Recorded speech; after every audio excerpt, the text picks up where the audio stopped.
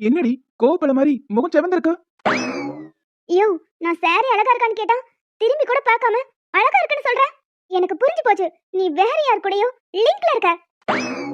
என்னது லிங்கா? அப்படின்னா அதாயா செட்டப்.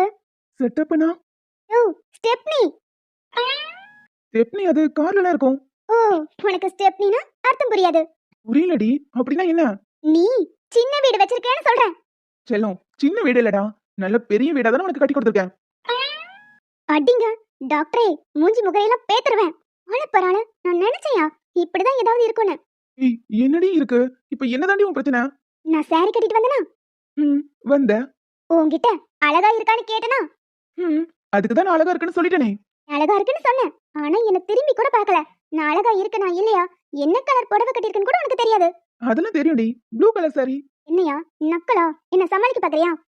இரு, இன்னைக்கே உன்னை வச்சு